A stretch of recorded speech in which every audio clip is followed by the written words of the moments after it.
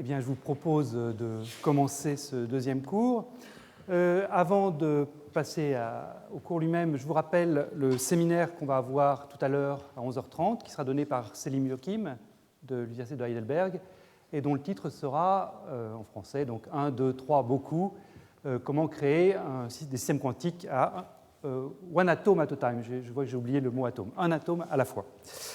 Et je vous annonce tout de suite le séminaire de la prochaine fois, qui sera donné par Nathan Goldman, qui est de l'Université libre de Bruxelles et visiteur au LKB à Paris. Et Nathan nous fera en fait deux séminaires, celui de la semaine prochaine, celui dans 2 semaines. Celui de la semaine prochaine sera un séminaire tutoriel, si je puis dire, dans lequel il va parler en fait, des aspects plus mathématiques de tout le cours de cette année. Son titre donc, pour la semaine prochaine, c'est « Les fibrés et les fioles quantiques, introduction au nombre de Chern et aux états topologiques de la matière ».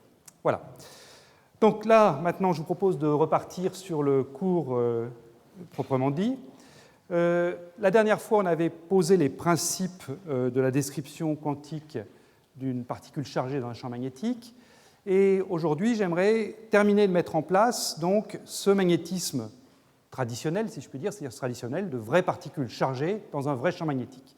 Et ensuite, eh bien, on aura tous les ingrédients qu'il s'agira ensuite de reproduire avec des expériences menées avec des particules neutres. On verra surtout des atomes, mais ça peut aussi être fait avec des photons. Donc des expériences menées avec des particules neutres qui chercheront à simuler ce magnétisme. Donc aujourd'hui, c'est la deuxième partie de finalement faire une sorte d'état de l'art de ce qu'on sait faire avec des vraies particules chargées dans des vrais champs magnétiques. Et il y a dans ce problème du magnétisme orbital donc un problème essentiel qui a donné lieu à plein de développements, qui est ce que j'ai mis dans le titre, c'est le mouvement d'une particule chargée donc dans un champ magnétique uniforme. Et la notion essentielle, qui va revenir tout au long de ce cours, c'est la notion de niveau de Landau, c'est-à-dire le niveau d'énergie que cette particule prend dans un champ magnétique uniforme. Et vous verrez que ces niveaux de Landau sont loin d'être simples, il y a beaucoup de subtilités liées à eux, et j'aimerais en souligner quelques-unes, comme je dis, qu'il s'agira ensuite de reproduire avec d'autres systèmes. Alors, si ça marche. Ah non, ça ne marche pas parce que je n'ai pas mis le petit clip. Voilà.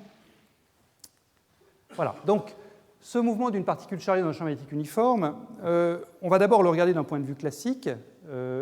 Classiquement, c'est un problème simple. Donc on le fait avec les outils qu'on connaît en terminale. Mais néanmoins, il est non intuitif. Donc on verra deux choses, le mouvement cyclotron d'une part, ça c'est relativement simple effectivement, et puis quelque chose qui est moins évident, le mouvement de dérive dans un champ électrique additionnel. Et puis ensuite, on passera au problème quantique, où là, c'est vraiment un problème très riche, même si là aussi, ce n'est pas des équations très compliquées à écrire. On trouvera le spectre, donc ce sont ces niveaux de Landau, avec des niveaux régulièrement espacés, comme un oscillateur harmonique. On essaiera de construire des bases d'état propre de l'hamiltonien, et évidemment, ces bases d'état propre dépendront du choix de jauge magnétostatique qu'on fera, puisque l'hamiltonien lui-même dépend de la jauge. On essaiera de comprendre ce que signifie la dégénérescence de chaque niveau d'énergie, dégénérescence macroscopique. Et en dernier, mais c'est vraiment un point important, je vais essayer de souligner l'importance pratique des états de bord, qui sont la signature d'une topologie non triviale associée à ces niveaux de Landau. Voilà, alors le plan du cours sera le suivant. Il y aura 4 parties. Une première partie très courte qui sera donc consacrée aux aspects classiques. Et puis ensuite, 3 parties de taille à peu près égale sur, d'une part, le spectre d'énergie, qu'on dérivera en utilisant la jauge symétrique. Ensuite, on passera à la jauge de Landau pour dégager la notion de courant de probabilité, quelle est la vitesse associée aux différents états propres. Et ça me permettra de souligner l'originalité de cette structure au niveau de Landau. Et ensuite, eh bien, on passera à la notion d'état de bord et à toutes les applications, enfin, à certaines applications qui viennent avec. Un point important, dans tout ce cours, je vais restreindre la dynamique de ma particule à un plan, c'est-à-dire que j'ai un champ magnétique, disons, vertical pour fixer les idées, et je restreins la dynamique de la particule dans le plan horizontal XY. Le mouvement selon l'axe Z, si j'ai aucune autre force que la force de Lorentz, est un mouvement de translation uniforme, donc il n'est pas intéressant. Enfin, il est facile à traiter s'il y a besoin. Donc, toutes les choses intéressantes, toutes les choses subtiles viennent du mouvement dans le plan XY. Donc, j'écrirai toujours des choses dans le plan et je ne me préoccuperai pas de la troisième direction. Voilà, donc commençons par ce mouvement classique, mouvement cyclotron classique, où là, eh bien, on est en terrain familier, si je puis dire, puisque l'équation du mouvement est simple à écrire. Donc je vous rappelle déjà ce mouvement cyclotron. Donc je prends une particule de masse grand M, de charge petit q, champ magnétique uniforme B, donc orienté, disons, sur la direction verticale. Et la force qui agit sur la particule, c'est donc cette force de Lorentz Q V vectoriel B. Et je dois donc résoudre l'équation du mouvement m fois l'accélération, V point, égale QV croix B. Et ça, eh bien, je pense que tout le monde ici connaît la solution de ce mouvement. C'est un mouvement circulaire uniforme. Si je me donne une vitesse initiale V qui a comme module V0, eh bien, le rayon du cercle est directement relié à V0 via la pulsation cyclotron ωc qui est égale à QB sur M. J'ai rappelé ici sur le tableau les notions, enfin les formules les plus importantes. Donc, pulsation cyclotron est écrite ici. ωc égale QB sur M. Ah, ça, si je commence à avoir des messages qui arrivent, ça ne va pas être agréable. Bon, tant pis. Donc, j'ai mon rayon qui est relié à la vitesse, R0 égale V0 sur ωc. Et par ailleurs, le centre du cercle, qui correspond à ce mouvement cyclotron, lui, il peut être placé n'importe où dans le plan. J'ai un problème qui est invariant par translation. Donc ce centre du cercle peut être placé n'importe où. Donc l'équation du mouvement est écrite ici. Enfin, la trajectoire de la particule est écrite ici. Petit x de t égale grand x0 moins ce rayon de la trajectoire cyclotron fois cosinus ωc ct. Et y0 le centre plus v0 sur ωc sinus de ωc ct. Voilà. Ici, j'ai choisi une origine des temps particulière telle que la vitesse est parallèle à l'axe z, mais bon, évidemment, sinon, si vous changez l'origine des temps, ça met juste une phase à l'intérieur du cosinus et du sinus. Voilà, donc ça, c'est, je dirais, ce qu'il y a de plus simple, et c'est bien connu. Passons maintenant à une notion un tout petit peu moins évidente, qui est cette notion de courant de Hall, qui est de comprendre ce qui se passe si j'ajoute une force sur la particule. Alors cette force, je la mets dans le plan XY. C'est une force que je vais supposer uniforme dans tout l'espace, indépendante du temps. Ça peut être par exemple un champ électrique additionnel, qui donc est orienté dans le plan XY. Et la question est de savoir comment est-ce que la trajectoire cyclotron est modifiée. Donc pour fixer les idées, je prends la force parallèle à l'axe X, ici. Et déjà, en l'absence de champ magnétique, si je prends B égale 0, si je mets une force sur l'axe X, bien évidemment, la particule est accélérée sur l'axe X. Maintenant, je mets en plus ce champ magnétique. Que se passe-t-il? Eh bien, on constate qu'à ce moment-là, il n'y a plus du tout d'accélération dans la direction X. En fait, les particules vont dériver à vitesse uniforme, mais le point le plus subtil, ce n'est pas qu'elles dérivent à vitesse uniforme le long de l'axe X, c'est qu'elles dérivent à vitesse uniforme le long de l'axe Y. Donc, j'applique mon champ magnétique comme ça, j'applique ma force comme ça, et la vitesse de dérive est perpendiculaire à la fois au champ électrique et au champ magnétique. Donc, quand on écrit les équations, on se convainc que c'est bien correct. Je dirais que c'est le premier aspect non intuitif de la chose, c'est je pousse par là avec ma force uniforme et la particule réagit en partant dans une direction perpendiculaire. Donc la vitesse de dérive est écrite ici, c'est la force que j'applique divisée par Q fois le champ magnétique, et l'équation du mouvement donc, est écrite là. Donc c'est d'une part la trajectoire cyclotron que j'avais tout à l'heure, avec donc, le centre x0, y0, moins v0 sur ωc cosinus et plus sinus, et puis donc ce mouvement uniforme selon la direction y. Donc voilà la représentation de la trajectoire. Je suis là dans le plan xy, donc le champ magnétique B est perpendiculaire. Ma force est, disons, dirigée vers la droite, et je vois que la particule va vers le bas à ce moment-là. Voilà, donc c'est effectivement quelque chose qui n'est pas complètement évident. Je l'ai mentionné ici parce que vous allez voir que ça va revenir en version quantique quand on va étudier la notion d'état de bord dans des problèmes type effet Hall quantique. Donc ça va revenir tout à l'heure. Bien, alors voilà, vous voyez, c'était très court ce que je voulais dire sur la partie classique, et maintenant on attaque le spectre d'énergie en physique quantique. Alors, quand on passe en physique quantique, puisqu'on a à notre disposition une échelle de fréquence, cette pulsation cyclotron, ωc, égale QB sur M, eh bien, puisque j'ai aussi une masse à ma disposition, qui est la masse de ma particule, j'ai aussitôt différentes échelles pour différentes grandeurs physiques qui apparaissent. Première échelle qui apparaît, c'est l'énergie, bien sûr. Puisque j'ai une pulsation ωc, je peux toujours la multiplier par h bar, et j'ai une échelle d'énergie, h bar ωc, qui est une échelle naturelle, si je puis dire, d'énergie. J'ai également une échelle de longueur qui va apparaître. Je peux prendre cette combinaison h bar sur m ωc en prenant la racine. Si je remplace m ωc par sa valeur qb, je peux encore l'écrire h bar sur qb. Ça, c'est une échelle de longueur que je vais appeler longueur magnétique. Et puis, j'ai une échelle de vitesse, racine de h bar ωc sur m. Alors, un ordre de grandeur tout de suite pour ces différentes échelles d'énergie, de longueur, de vitesse. Si je prends un électron, un champ magnétique de 1 Tesla, Un électron libre, donc je donne à l'électron sa masse dans l'espace libre, 9 10-31 kg, eh bien, j'obtiens une fréquence cyclotron de 28 GHz, j'obtiens une longueur cyclotron de 26 nanomètres, donc voilà, quelque chose qui est grand devant la taille d'un atome, par exemple, et puis une vitesse de l'ordre de 4000 mètres par seconde. Alors, quand on vous fait des manips dans des systèmes de matière condensée, type ASGA par exemple, là, à ce moment-là, la masse de l'électron est considérablement réduite, la masse effective qu'on obtient en regardant la courbure de la bande de conduction dans laquelle se trouvent les électrons intéressants. La masse est considérablement réduite, donc ça va venir changer certains de ces paramètres, comme la fréquence cyclotron par exemple. En revanche, vous voyez que l'échelle de longueur qui est écrite ici, qui s'écrit h bar sur qb, elle ne dépend pas de la masse. Donc ça, c'est quelque chose qui sera valable, quelle que soit la masse effective de ma charge dans le matériau. Alors pourquoi est-ce que ces échelles apparaissent? Bon, déjà, par une analyse aux dimensions, c'est normal de les voir apparaître, mais pourquoi est-ce qu'elles apparaissent en pratique, sur le plan physique? Eh bien, on peut remarquer que, en fait, elles apparaissent comme pour essayer de satisfaire deux contraintes qui sont contradictoires, si je puis dire, une contrainte classique et une contrainte quantique. La contrainte classique, c'est ce qu'on a vu tout à l'heure quand on a exprimé le rayon de la trajectoire cyclotron en fonction de la vitesse. On a trouvé une relation de proportionnalité. Plus la vitesse est élevée, plus le rayon est élevé. Plus la vitesse est faible, plus le rayon est faible. Donc l'extension R0 diminue si je diminue la vitesse. Et par ailleurs, je sais bien qu'en physique quantique, je ne peux pas avoir à la fois une impulsion très bien déterminée et une vitesse très bien déterminée. J'ai l'inégalité de Heisenberg qui me dit que sur toutes les composantes de l'espace, j'ai le produit delta RI, delta PI qui est supérieur à h bar sur 2. Donc on sent bien que là, ça qui me dit que R est proportionnel à V et ça qui me dit que R est inversement proportionnel à l'impulsion, ça va conduire à une sorte de taille minimale. Alors évidemment, vous pouvez me dire, oui, mais attention, en physique quantique, l'impulsion et la masse fois la vitesse ne sont pas la même chose, et ça, on va en revenir là-dessus longuement, mais même indépendamment de cette subtilité, que P ici n'est pas égal à mv, eh bien on sent bien que je ne vais pas pouvoir continuer l'expression classique pour des trajectoires aussi petites que possible.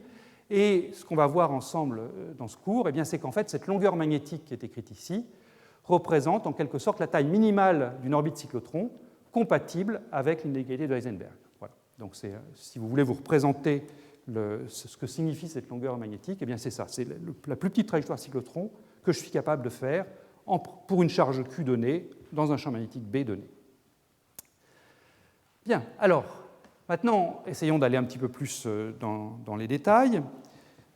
Ce que je vous propose, c'est de commencer par une analyse assez simple en termes opératoriels. Donc, pour commencer, je ne vais pas me fixer de jauge, donc je ne vais pas être capable d'écrire des états propres explicitement, mais ça va être une première manière pour dériver le spectre d'énergie de ma particule dans le champ magnétique. Ça va être une approche donc purement opératorielle, fondée sur des commutateurs entre opérateurs. Alors, pour ça, je vous rappelle les opérateurs qu'on a à notre disposition, qu'on a vus dans le cours précédent. J'ai l'opérateur position, qui est donc, point de vue fonction d'onde, multiplier la fonction d'onde par la variable x, y, z. J'ai l'opérateur impulsion, dont on a vu la dernière fois qu'on pouvait toujours le prendre égal à moins IH bar fois le gradient par rapport à la position. Et puis j'ai l'opérateur quantité de mouvement, pi, qui est donc P moins QA, ça c'est ce qu'on a vu ensemble la dernière fois, dont la signification physique est m fois la vitesse. Donc l'opérateur pi, lui, c'est une observable associée à une quantité physique invariante de jauge, qui est la masse que multiplie la vitesse de la particule. L'hamiltonien, eh bien, c'est simplement P moins QA au carré sur 2m, ou en d'autres termes, c'est pi au carré sur 2m. Donc si je me rappelle que je me restreins à un espace à deux dimensions, c'est donc pi x carré plus pi y carré sur 2m. Voilà, donc c'est cet hamiltonien-là qu'il va s'agir de diagonaliser et trouver ses valeurs propres, les énergies propres de la particule et les fonctions associées. Alors, pour commencer, comme j'ai dit, je vais utiliser uniquement des commutateurs, et donc le commutateur qui m'a intéressé, c'est le commutateur entre πx et πy. Et attention, là c'est une première subtilité par rapport à ce qu'on pourrait attendre naïvement, le commutateur entre px et py vaut 0, on l'a utilisé la dernière fois justement pour construire l'action de l'opérateur p en point de vue fonction d'onde, mais l'opérateur px, commutateur de l'opérateur px avec py n'est pas nul, parce que px contient du ax, py contient du ay, et le ax et le ay ne commutent pas avec le px et le py qui viendront de là. Donc du coup, quand vous calculez le commutateur de px avec py, eh bien, vous trouvez un résultat qui est non nul, qui est simplement proportionnel au champ magnétique. Donc il y a un I qui vient se mettre là, πx et πy sont des observables, donc c'est normal qu'il y ait un I qui apparaisse là, fois une constante, h bar q, fois le champ magnétique. Donc ça, physiquement, ça me dit que je ne peux pas connaître simultanément, je ne peux pas préparer une particule dans un état où je connais simultanément à la fois sa composante de π selon x et sa composante de π selon y, ou si vous préférez, je ne peux pas préparer une particule dans un état où je connais simultanément sa vitesse selon x, sa vitesse selon y, dès que j'ai mis un champ magnétique non nul sur ma particule de charge q. Voilà. Donc ça, c'est un premier résultat très différent de ce à quoi on est habitué en l'absence de champ magnétique. Donc voilà, il va s'agir de trouver les énergies propres de cet Hamiltonien πx carré plus πy carré, sachant que le commutateur de πx avec πy, c'est i fois un nombre réel. Et ça, eh bien, ça vous rappelle probablement quelque chose. C'est très voisin de la recherche du spectre d'un Hamiltonien d'oscillateur harmonique à une dimension, qu'on peut écrire en choisissant les bonnes variables réduites, x carré plus p carré fois 1,5, avec un commutateur entre grand X et grand P, variable position réduite et variable impulsion réduite, qui vaut petit i, simplement. Donc vous voyez, les deux structures sont vraiment les mêmes, à des facteurs multiplicatifs constants près. Ici, j'ai πx carré plus πy carré, ici x2 plus p2, avec un commutateur qui vaut i fois un nombre réel. Ici, ça vaut i fois 1. Donc une fois qu'on a remarqué cette analogie, eh bien, on peut directement appliquer les méthodes qu'on trouve dans tous les livres de mécanique quantique pour diagonaliser ce type d'hamiltonien. C'est une méthode qui avait été inventée par Dirac dans les tout débuts de la mécanique quantique et qui consiste à introduire des opérateurs de création et d'annihilation qui vont être des combinaisons linéaires de x et p dans le cas de l'oscillateur harmonique, de πx et de πy dans le cas qui nous intéresse ici. Alors plus précisément, on va prendre ici πx moins ipy divisé par racine de 2h bar q sur b, ça va nous définir a croix, et puis πx plus ipy, et ça va nous définir a. Je vais peut-être baisser un petit peu la lumière, ce sera peut-être plus facile pour bien lire les diapositives. Ça a baissé, ça ? Voilà. Voilà. Et alors, une fois que j'ai introduit ces opérateurs de création et d'annihilation, donc, vous pouvez facilement vérifier que j'ai bien le commutateur habituel entre les opérateurs de création et d'annihilation A croix égale 1, et mon Hamiltonien qui est écrit ici, eh bien, je peux le réécrire sous la forme h bar oméga c, qui est toujours ma pulsation cyclotron, fois A croix plus 1,5. Je suis en terrain familier, et là, pour le coup, je ne vais pas reprendre toute la méthode de Dirac, je peux appliquer directement le résultat. Je sais que le spectre va être formé de niveaux équidistants qui vont s'écrire sous la forme n plus 1,5 de h bar oméga c. Donc, c'est ce que j'ai réécrit ici, ce qu'on appelle le spectre de Landau, où petit n est un entier naturel, 0, 1, 2, 3, etc. Donc, je vous avais dit tout à l'heure qu'à la pulsation oméga c était associée une échelle naturelle d'énergie h bar oméga c. C'est bien ce que je trouve ici. J'ai un spectre qui est un spectre donc, de niveau équiréparti, et h bar oméga c, cette énergie naturelle que j'avais introduite un peu arbitrairement, c'est celle qui sépare deux niveaux de Landau consécutifs. Alors, à ce stade, tant que je n'ai pas fixé de choix de jauge, je ne peux rien dire sur les états propres, première chose, et je ne peux rien dire non plus sur la dégénérescence de ces différents niveaux de Landau. Là, je n'ai rien dit plus que simplement la position des niveaux d'énergie, et je ne sais pas combien je vais avoir d'états par niveau d'énergie. Et c'est ça qui va nous occuper maintenant.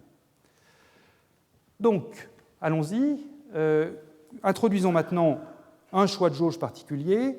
Et en fait, on va en faire deux dans ce cours, comme j'ai annoncé tout au début. On va faire d'abord la jauge symétrique qui est écrite ici, et puis ensuite on passera à la jauge de Landau. C'est vraiment important d'avoir vu deux choix de jauge, ces deux choix de jauge, parce que selon les problèmes qu'on se pose, il faut utiliser l'un ou l'autre. C'est-à-dire que c'est très difficile d'essayer de tout faire dans un choix de jauge donné.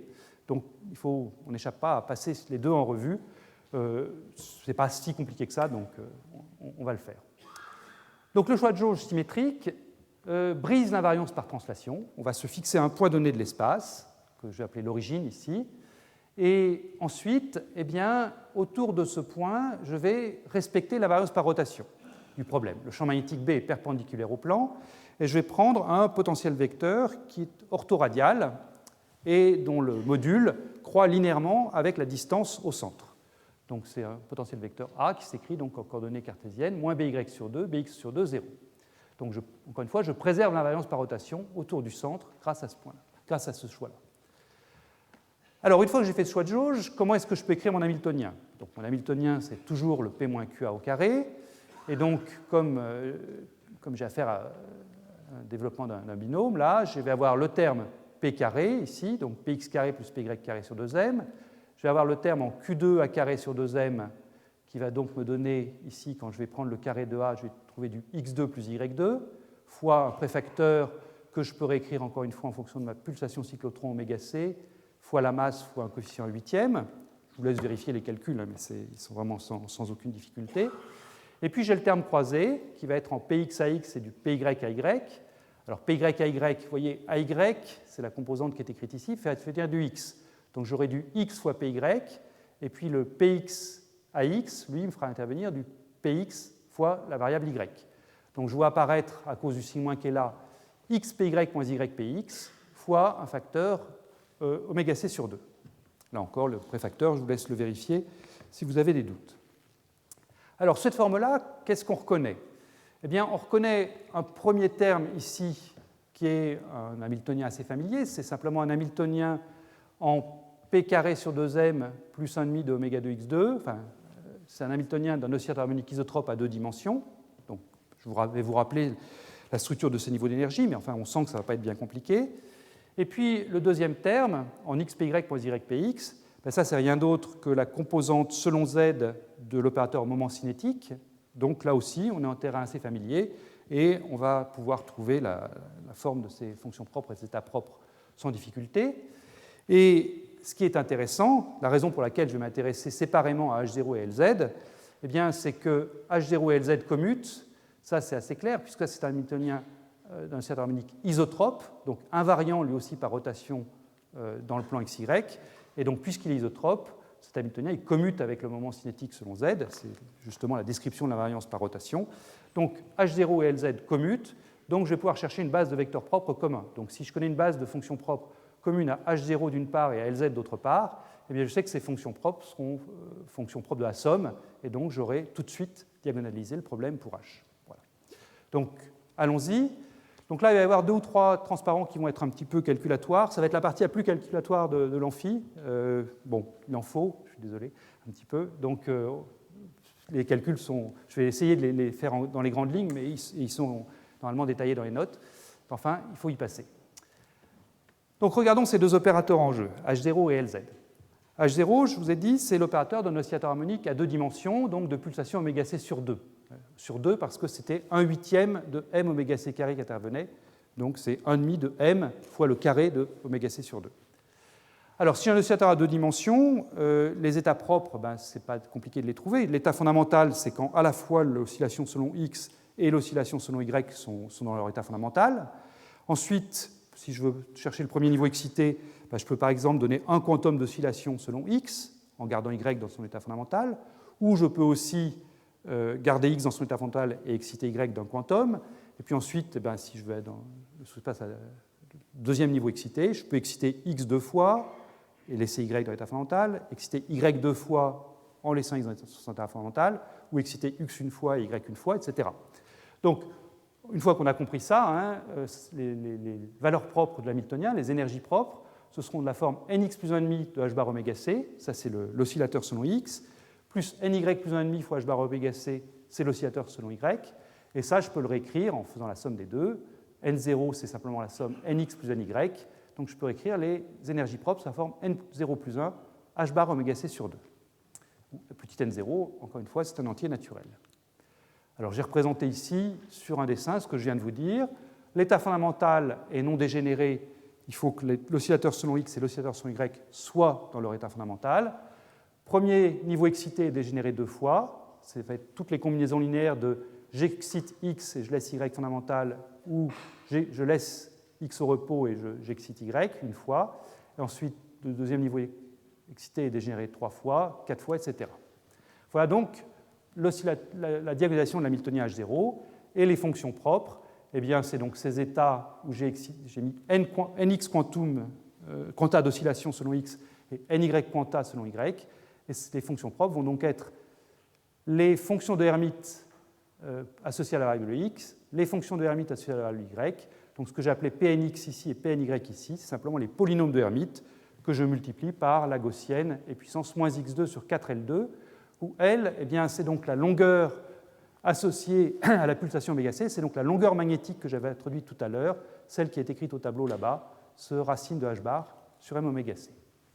Voilà, donc la diagonalisation est bien sous contrôle, hein, ce n'est pas rien de bien compliqué. L'opérateur moment cinétique, de son côté, quel est-il? Eh bien, quand je suis à 2 dimensions, le plus simple, c'est de passer en coordonnées polaires dans le plan XY. Donc j'appelle R la distance à l'axe, au centre, phi la variable azimutale, l'angle azimutal. Et à ce moment-là, l'expression de l'opérateur LZ, c'est simplement moins IH bar dérivée partielle par rapport à l'angle phi, l'angle azimutal. Et trouver les fonctions propres de ça, eh bien ça, c'est pas bien méchant, hein. Je peux prendre n'importe quelle fonction de R, a priori, puisque R n'intervient pas dans LZ, fois une exponentielle de la variable phi. Et comme je veux que ma fonction propre prenne la même valeur, si je prends phi ou si je prends phi plus 2pi, parce que phi et phi plus 2pi sont deux paramétrisations du même point de l'espace, on a déjà fait ce raisonnement-là la dernière fois, eh bien en fait, il faut que ce soit des exponentielles de la variable phi avec un coefficient m ici qui est un coefficient entier relatif, ça peut être positif ou négatif. Donc voilà la forme des fonctions propres de LZ. Et on note au passage que l'état fondamental 0, 0 qui est écrit ici, c'est donc le polynôme de Hermite de degré 0 qui est une constante fois le polynôme de Hermite de degré 0 pour y qui est une constante aussi. Donc c'est simplement le produit des deux gaussiennes que je peux encore écrire e puissance moins R2 sur 4L2, puisque R2 c'est simplement x2 plus y2. Et donc l'état 0, 0 qui est écrit ici est bien de la forme requise pour être une fonction propre de LZ, puisque c'est une fonction qui ne dépend en fait pas de la variable phi. C'est donc un état de moment cinétique nul pour donc l'état fondamental de mon oscillateur à 2 dimensions. Donc au moins l'état fondamental, lui, satisfait bien ce que je cherche maintenant, c'est à savoir une base propre commune à LZ et H0. Alors comment est-ce que je vais me débrouiller pour résoudre les autres niveaux excités? Ça marche d'emblée pour l'état fondamental. Comment je vais me débrouiller pour les autres niveaux excités? Regardons par exemple le premier niveau excité. Donc, je vous ai dit, ce sont des combinaisons linéaires de 1, 0, j'excite x, je laisse y fondamental, et de 0, 1, je laisse x fondamental, j'excite y. Alors, c'est quoi les fonctions propres associées à 1, 0 et 0, 1? C'est un polynôme de Hermite de degré 1 pour la variable x que multiplie le fondamental pour y. Ça va donc être x fois la gaussienne et puissance moins R2 sur 4L2. Ça, c'est 1, 0. Et 0, 1, j'excite donc y, donc j'ai un quantum selon y, donc ce sera y fois cette même gaussienne. Alors, ces deux fonctions prises séparément ne sont pas états propres de LZ, puisqu'elles ne sont pas de la forme R fois, enfin une fonction de R fois e puissance i phi. Mais ce n'est pas bien méchant de trouver la combinaison linéaire qui, elle, va être de la forme R fois e puissance i quelque chose phi. Ce qu'on va faire, c'est simplement prendre des combinaisons linéaires de x et de y en mettant un coefficient petit i ici, 1 plus i et 1 moins i. Ce qu'on fait ici, finalement, pour les opticiens, c'est jamais rien d'autre que de passer d'une base de polarisation linéaire selon x et y à une base de polarisation circulaire gauche et circulaire droite, qui sont donc des états propres de l'opérateur moment cinétique pour le photon.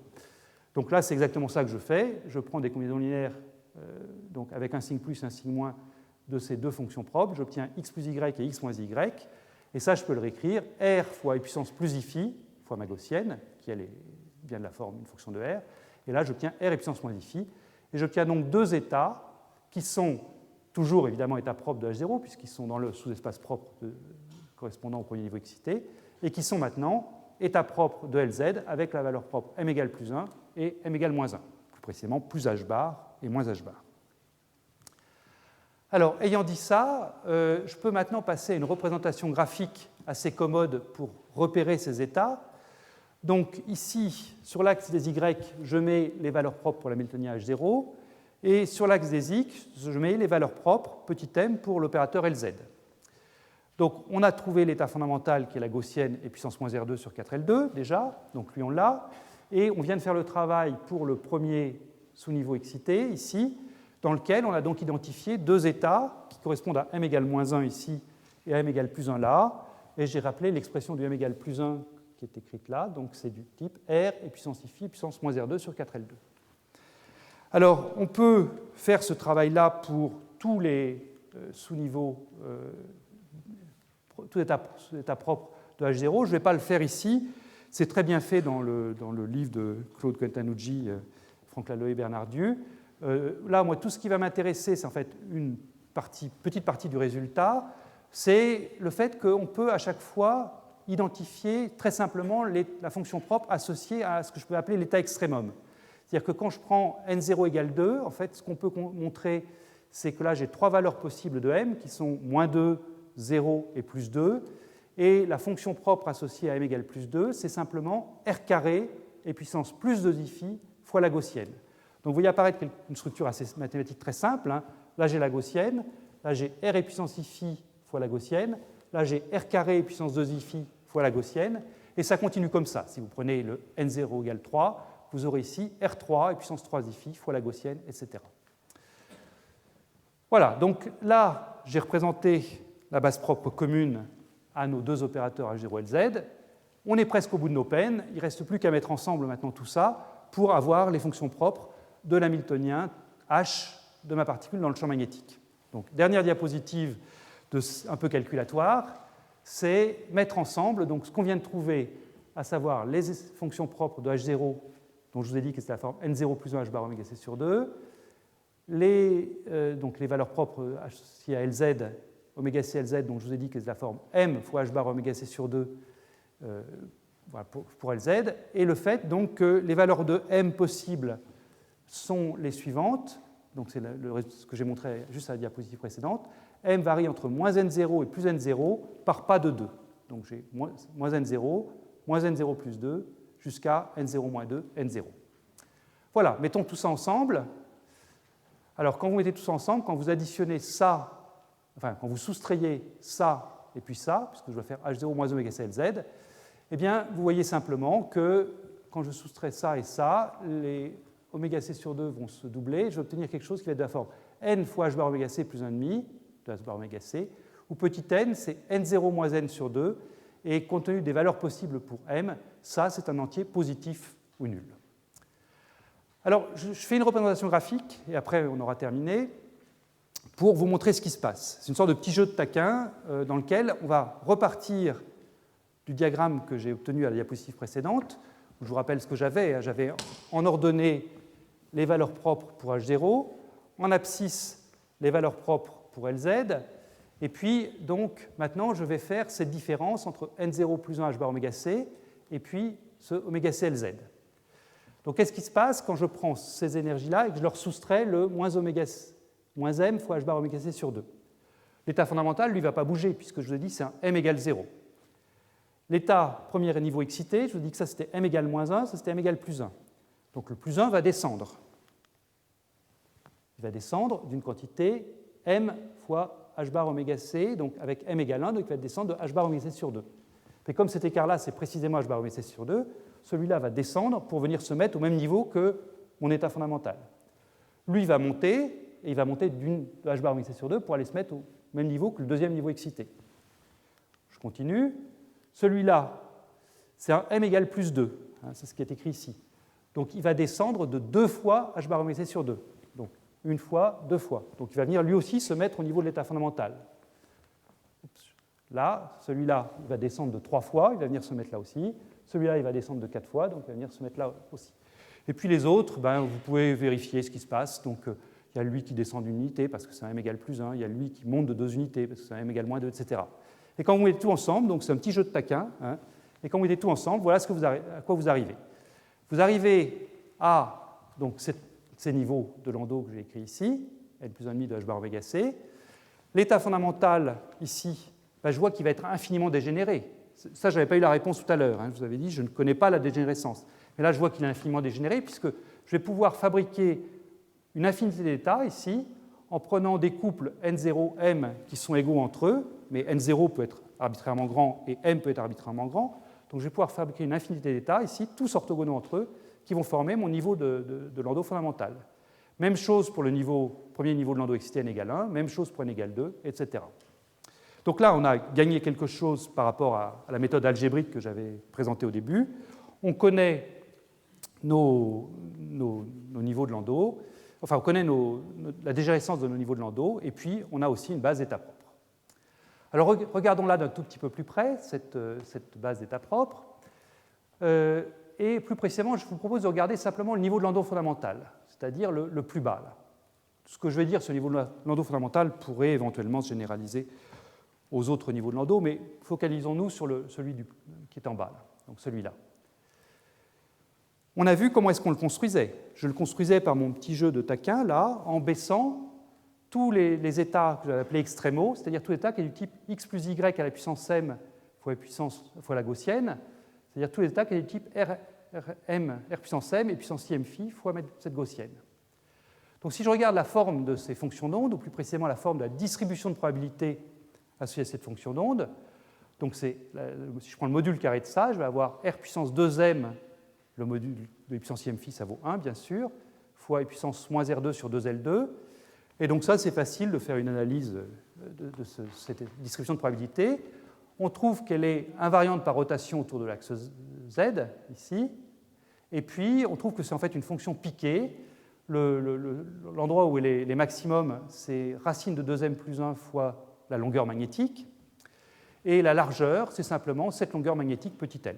Je vous rappelle, la longueur magnétique, si vous avez un doute, elle est écrite ici.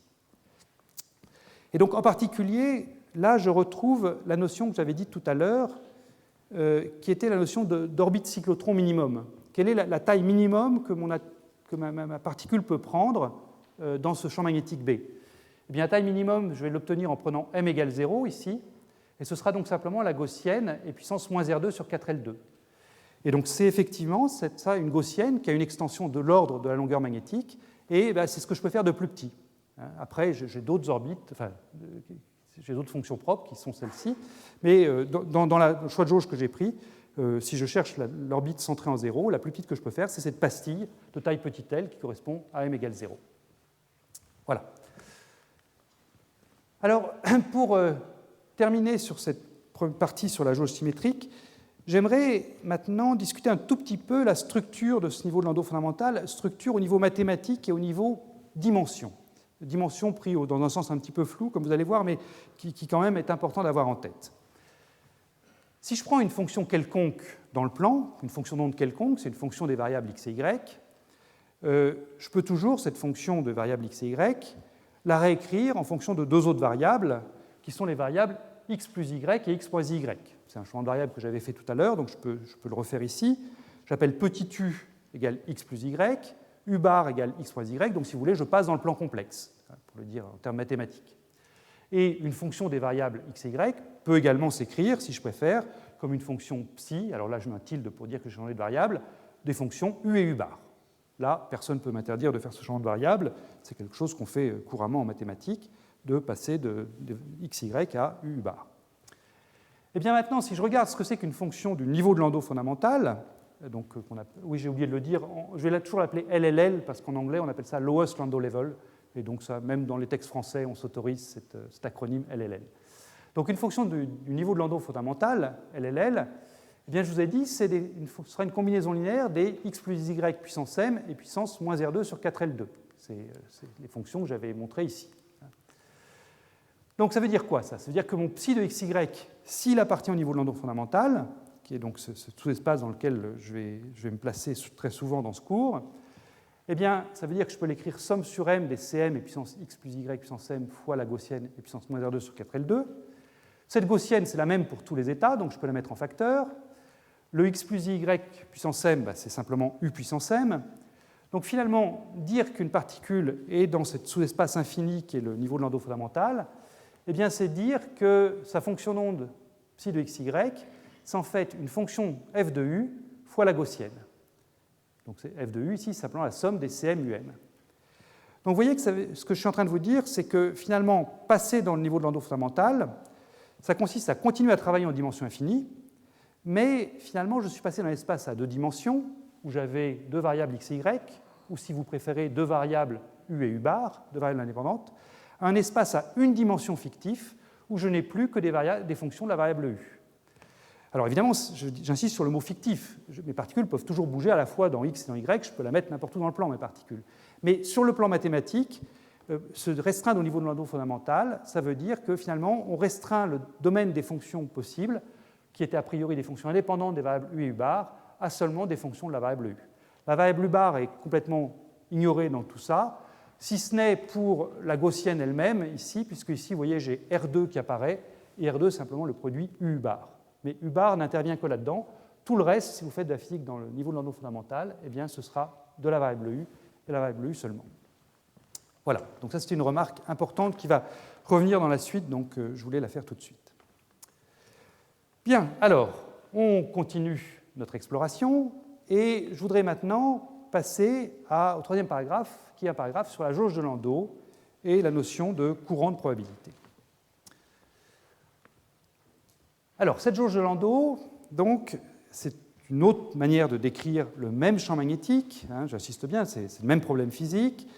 C'est une jauge qui va briser l'invariance par rotation, qui va briser l'invariance par translation selon x, mais qui a le bon goût de respecter l'invariance par translation selon y. Donc, quand on a affaire à des problèmes où j'ai une invariance par translation selon une direction de l'espace qui joue un rôle important, eh bien, c'est une jauge qui est très agréable à utiliser. Cette jauge de Landau, donc, elle est écrite ici. Je prends un potentiel vecteur qui est toujours parallèle à l'axe y, qui garde la même valeur le long de cet axe. Le module du potentiel vecteur, c'est simplement l'écart à l'axe y, donc c'est bx fois uy. Donc c'est un potentiel vecteur qui, disons, va pointer vers le haut dans la partie du plan x positif et qui va pointer vers le bas dans la partie du plan x négatif. Donc, comment s'écrit mon Hamiltonien en jauge de Landau? Donc, mon Hamiltonien, je vous rappelle, c'est toujours le P-QA au carré sur 2m. Donc là, j'ai AX égale 0, donc Px ne va se multiplier par rien, donc j'ai simplement Px carré sur 2m qui va apparaître, plus Py moins AY, donc Py moins Q fois Y, donc moins Q fois Bx au carré sur 2m. Voilà. Alors, qu'est-ce qu'on peut dire d'intéressant à propos de cet Hamiltonien? Première chose qui saute aux yeux, c'est que dans cet Hamiltonien, donc, je n'ai pas de terme qui fait intervenir la variable y. La variable x, enfin, l'opérateur position x, donc la variable x intervient explicitement, mais pas la variable y. La seule chose qui intervient vis-à-vis de la direction y, c'est l'impulsion py. Du coup, traiter le problème de ce mouvement selon y est simple. Je vais pouvoir prendre comme forme des fonctions propres vis-à-vis de la variable y simplement des ondes planes en épuissance ky, qui seront donc des états propres, les ondes planes sont des états propres de l'opérateur py, donc ce sera également des états propres de l'hamiltonien h. Donc je vais pouvoir chercher mes fonctions propres plus généralement, les fonctions psi-k qui sont a priori des fonctions à deux variables x et y, je vais pouvoir les chercher sous la forme une fonction à ce stade inconnu de la variable x fois épuissance ky. Donc je me fixe un nombre d'ondes k pour décrire le mouvement selon y, et ensuite voilà la forme des fonctions que je vais chercher. Alors, pour fixer les idées, je vais prendre un échantillon qui est de taille finie selon l'axe y. Donc, je vais borner le mouvement de ma particule vers le bas et puis vers le haut ici. Et puis, je vais prendre des conditions limites périodiques selon l'axe y, c'est quelque chose qui est commode à faire. Donc, ça veut dire que mon nombre d'ondes k, eh bien, je peux l'écrire sous la forme 2π sur Ly fois un nombre entier d'y. Ça va prendre des conditions limites périodiques selon y, ça quantifie les valeurs possibles du nombre d'ondes. Et ça les quantifie par donc, ce quantum qui est 2π sur Ly. Donc voilà comment est-ce que k variera dans la suite. Alors ça, je l'ai écrit, tout ça ici. Donc les jauges sont écrites là, et puis petit k égale 2π sur Ly ny est écrit là. Donc ny ici, c'est un entier relatif. K peut être positif ou négatif, donc ny de la même façon. Donc il reste à déterminer la fonction psi-k. Qu'est-ce qu'elle va valoir, cette fonction? Alors vous allez voir, ça va être beaucoup moins douloureux que ça ne l'a été pour la jauge symétrique. Là, on va pouvoir trouver la réponse tout de suite, parce que là, on va être en terrain très familier. Donc regardons ce qui se passe. Je vous rappelle le problème. Donc j'ai pris cette forme de fonction propre, inconnue selon x, onde plane selon y. J'ai cet Hamiltonien-là, et j'injecte donc dans l'équation valeur propre pour mon Hamiltonien cette forme de fonction propre. Donc là où j'aurai py, quand je fais agir py là-dessus, je sors h bar k, simplement, l'impulsion. Et donc, j'ai ma fonction psi-k qui satisfait cette équation différentielle du premier ordre, moins h bar 2 sur 2m psi-k seconde, ça c'est ce qui vient de px carré sur 2m, plus le py qui m'a donné h bar k, moins qbx sur 2m, enfin au carré, psi-k égale e psi-k. Et pour se simplifier l'étude, vous voyez que cette chose-là, c'est quelque chose qui est quadratique vis-à-vis de la variable x. Enfin, donc, la variable x intervient dans un carré, moins un déplacement h bar k. Donc ça, je peux le réécrire sous la forme x moins xk au carré fois un préfacteur. Ce préfacteur fait une nouvelle fois intervenir la pulsation cyclotron, 1,5 de m oméga c carré, et xk, donc le décentrage de ce potentiel quadratique ici, c'est simplement h bar k sur qb, c'est ce que j'obtiens quand je mets donc qb en facteur là-dedans. Ce h bar k sur qb, je peux aussi l'écrire k fois la longueur magnétique au carré. J'utiliserai les deux manières, puisque L, c'est simplement racine de qb sur k. Donc ça, c'est aussi écrit au tableau, si vous voulez vous en souvenir. Voilà, donc qu'est-ce que j'obtiens là? Eh bien, j'obtiens quelque chose qui est bien courant, hein, c'est un Hamiltonien d'oscillateur harmonique à une dimension, décentré par rapport à l'origine x égale 0. Alors, décidément, ça ne va pas s'arrêter, ça. Décentré par rapport à l'origine x égale 0, décentré de la quantité xk. Donc, on retrouve une nouvelle fois, si vous aviez un doute, ça fait la troisième fois qu'on le trouve, le spectre de Landau, hein, puisque j'ai un oscillateur harmonique de pulsation oméga c, je sais que les fonctions propres, que les valeurs propres seront de la forme n plus 1,5 de h bar oméga c. Et puis, si je m'intéresse à l'état fondamental, pour retrouver ce niveau de Landau fondamental dont je vous ai parlé et dont je vous ai dit qu'il jouerait un rôle important dans la suite, eh bien, il faut que je prenne le n égale 0 ici, hein, le niveau fondamental de mon oscillateur harmonique selon l'axe x. Et donc, si je prends n égale 0, quel est cet état fondamental ici? Eh bien, l'état fondamental de l'oscillateur à une dimension, c'est donc une gaussienne. En l'occurrence, c'est une gaussienne qui est décentrée par rapport à x égale 0, c'est une gaussienne centrée en xk, donc c'est exponentielle de x moins xk au carré sur 2L2. Voilà l'état fondamental n égale 0. Tout ça a l'air très simple. Néanmoins, il y a pas mal de subtilités qui se cachent derrière ce résultat. Ce n'est pas les maths qui sont difficiles, c'est plus se mettre bien en tête les quantités physiques pertinentes et comment est-ce qu'on les relie à l'algèbre qu'on vient de trouver. Alors déjà, comment sont disposées ces fonctions propres qu'on vient de trouver ensemble? Donc, on vient de trouver ce résultat-là.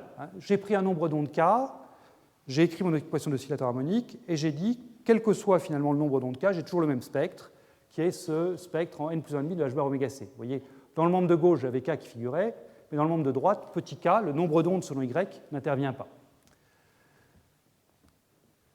Tout quelle que soit la variable de k, si vous voulez, j'obtiens toujours le même spectre et j'obtiens toujours en particulier l'état fondamental, l'état minimum, qui est cette gaussienne fois puissance ik.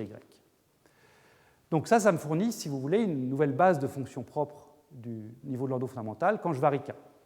À k fixé, donc j'ai cette structure-là, j'ai une gaussienne en x fois une onde plane en y, donc c'est quelque chose, quand je trace la densité de probabilité, c'est quelque chose qui est uniforme selon l'axe y, piqué en x avec une largeur ici qui est de l'ordre de petit l et centré donc en xk égale kl2.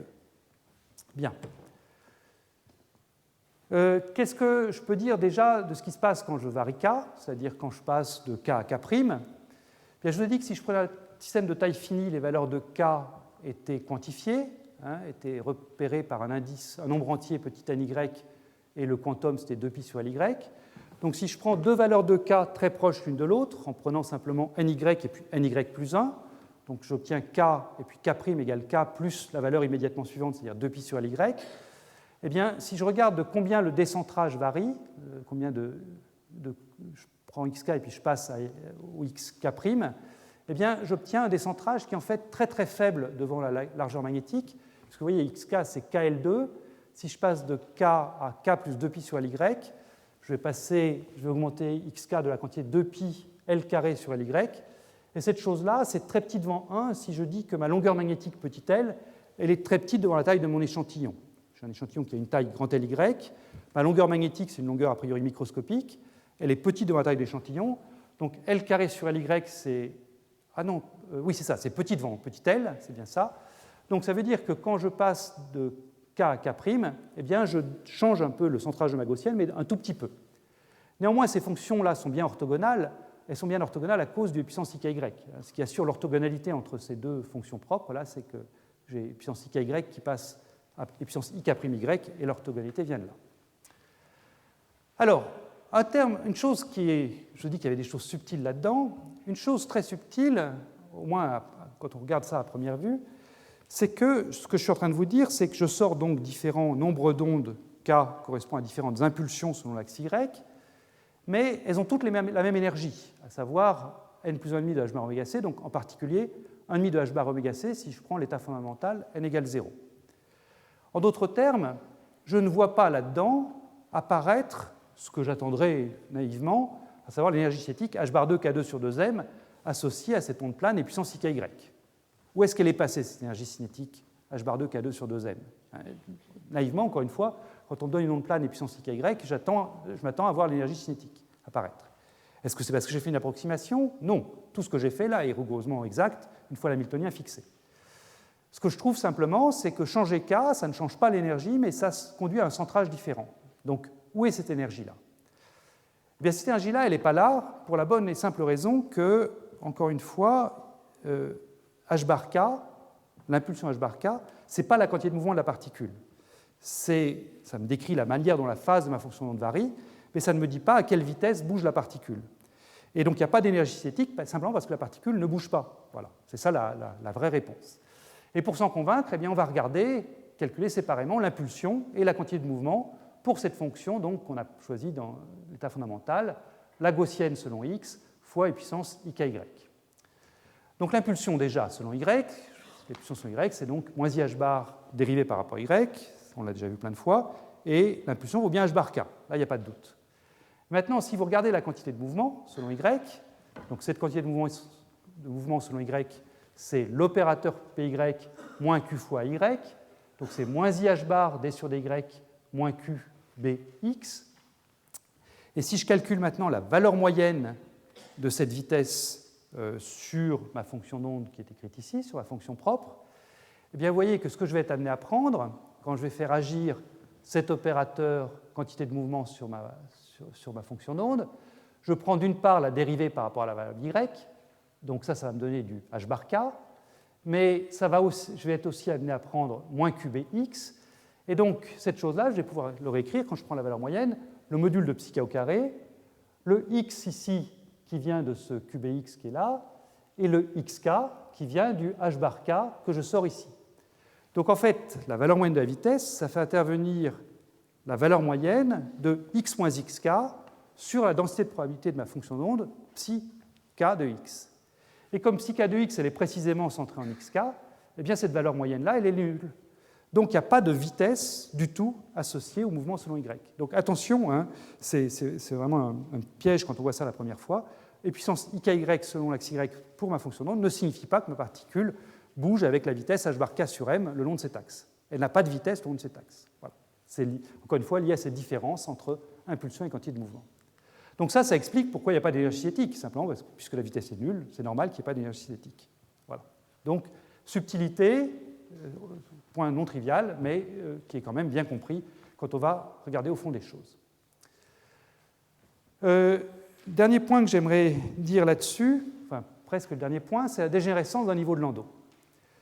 Donc je vous ai déjà dit que je m'étais restreint à un échantillon de taille Ly selon l'axe Y.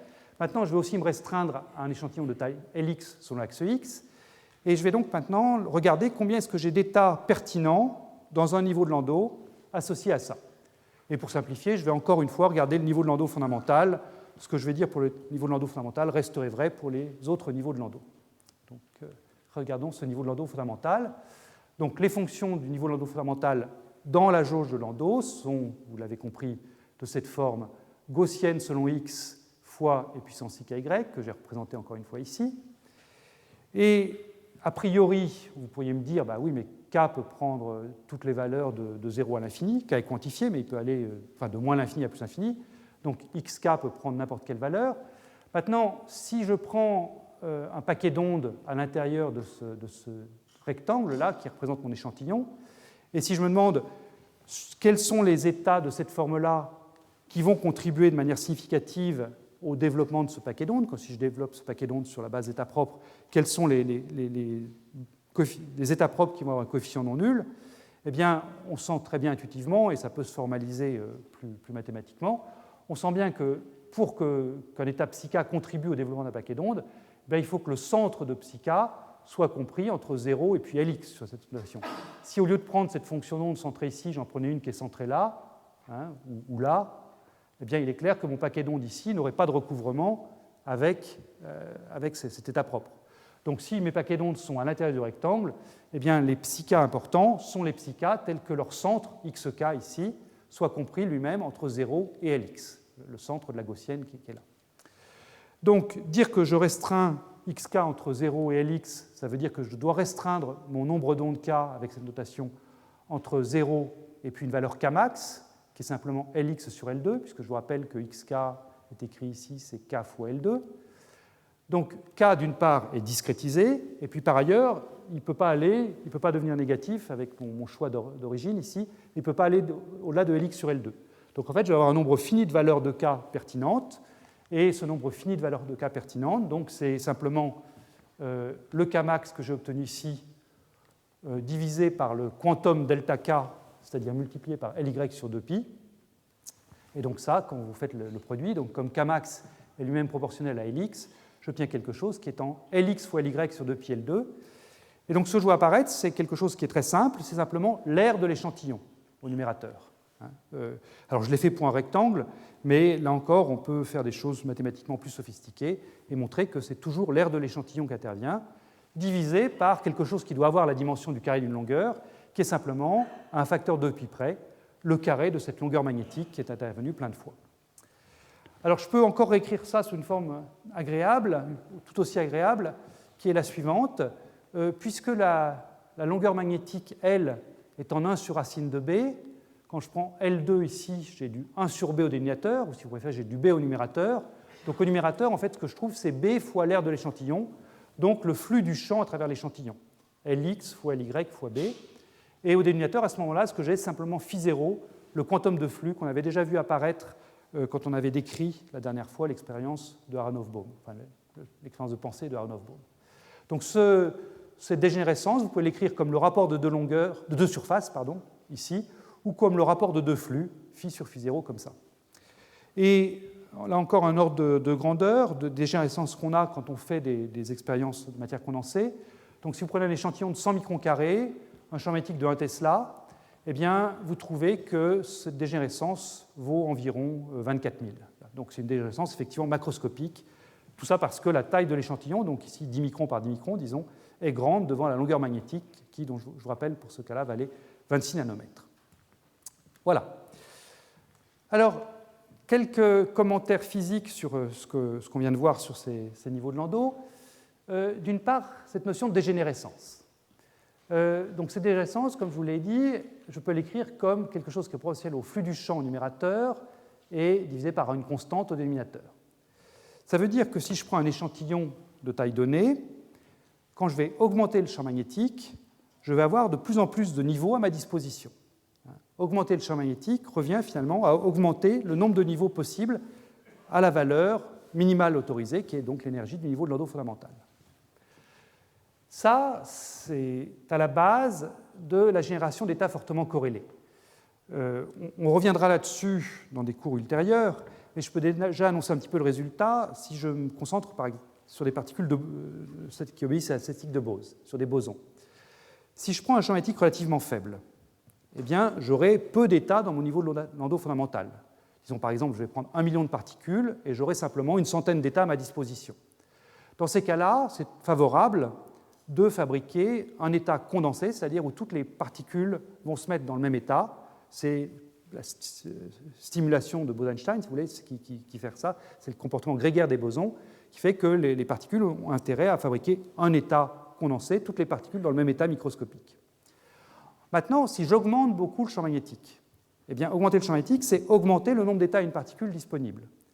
Il y a un moment où je vais être dans une situation où je vais avoir autant d'états à une particule disponible que je n'ai mis de particules. Ça peut correspondre à des champs magnétiques très grands, mais il y a un moment où, à force d'augmenter le champ magnétique, je vais offrir à mes particules autant d'états que leur nombre à elles. Si j'ai 1 million de particules, je peux avoir 1 million d'états disponibles. Et à ce moment-là, si mes particules se repoussent, par exemple, eh bien, elles peuvent avoir intérêt à quitter le régime condensat de Bose-Einstein pour former un état qui va cette fois-ci être fortement corrélé, où les particules peuvent s'éviter mutuellement en se répartissant sur des états différents, des états d'une particule différents, parce qu'il y en a assez à leur disposition. Donc, cette dégénérescence qu'on a trouvée, là, proportionnelle au champ B, c'est vraiment une conséquence importante, c'est le fait que augmenter B, c'est finalement augmenter l'espace accessible à mes particules, de niveaux qui sont tous à la même valeur en énergie, et donc c'est favoriser les corrélations fortes dans les systèmes. Alors une question que vous pouvez vous poser, c'est d'où ils viennent ces niveaux qui apparaissent quand j'augmente B?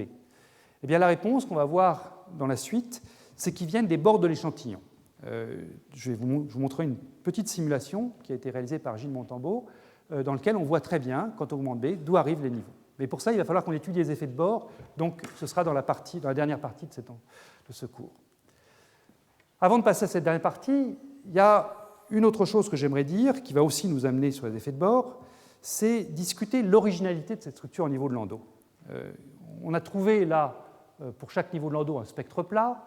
On a trouvé que la dégénérescence d'un niveau de Landau donné était proportionnelle à la surface de l'échantillon. Je vous ai dit, c'est l'aire de l'échantillon divisé par 2π fois L carré. Qu'est-ce que ça a de remarquable, ça? Alors en tant que tel, ce n'est pas très remarquable parce qu'il y a d'autres situations qui, elles, sont très simples à comprendre, qui conduisent au même résultat.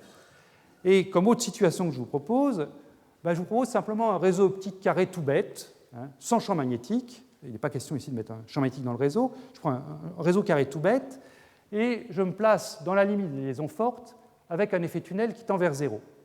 Donc voilà mon réseau à 2 dimensions, réseau carré de maille petit a. En chaque site, les particules sont fortement liées par un potentiel que je peux représenter par un potentiel harmonique. Donc voilà les niveaux d'énergie sur un site donné, séparés par l'énergie h bar oméga.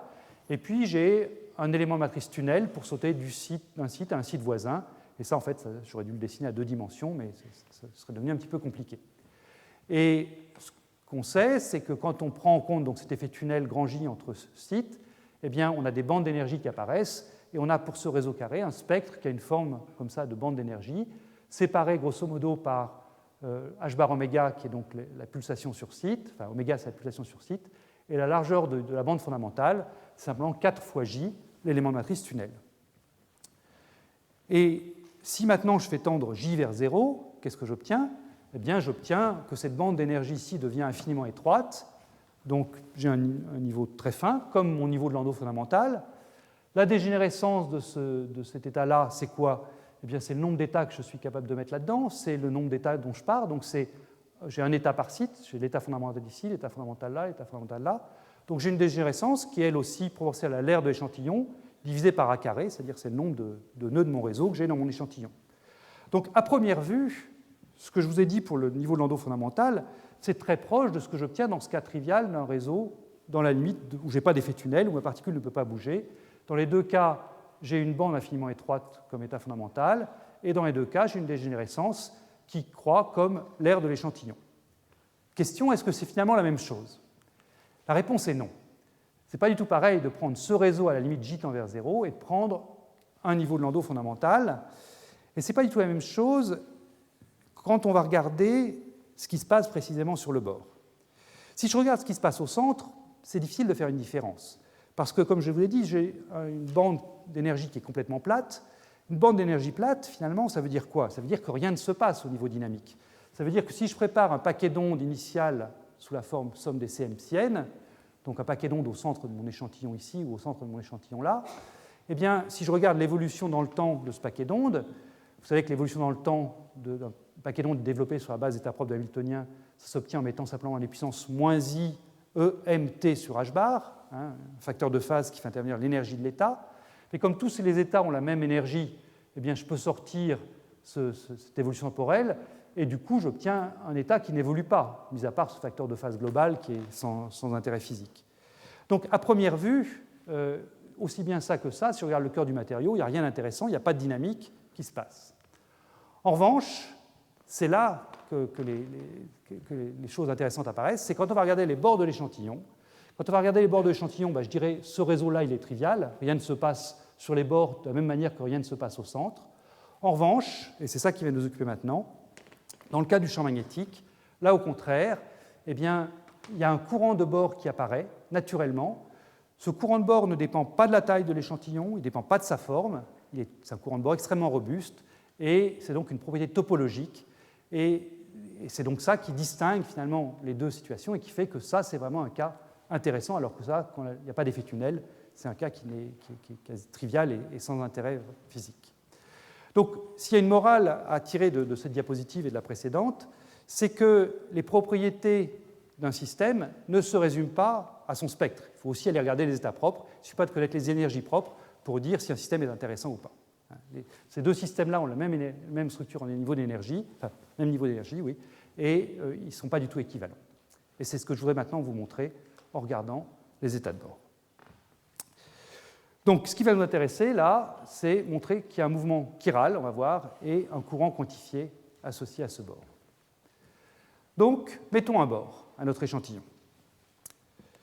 Donc, on va réutiliser ce qu'on a fait sur la jauge de Landau. Il ne va pas y avoir beaucoup de calculs. On va réutiliser ce qu'on a fait sur la jauge de Landau. Donc, selon Y, toujours cette invariance par translation, condition limite périodique, ça je ne change rien.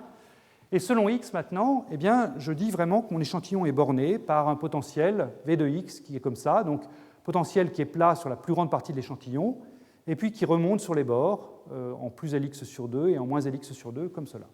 Voilà. Et je vais m'intéresser donc à la forme des états propres de cet Hamiltonien par rapport à ce que j'ai fait tout à l'heure, ou ce que j'ai fait tout à l'heure, je n'avais pas mis de potentiel selon l'axe X. Mais vous allez voir, c'est très peu de choses qui sont modifiées. Donc je prends toujours la jauge de Landau pour décrire ça, puisque c'est un problème qui est invariant par translation le long de l'axe Y. Je peux toujours chercher mes fonctions propres sous la forme d'une onde plane selon Y et d'une fonction inconnue selon X. Et ma fonction inconnue selon X, donc, elle est solution de cette équation valeur propre, qui est l'équation que j'ai déjà écrite tout à l'heure.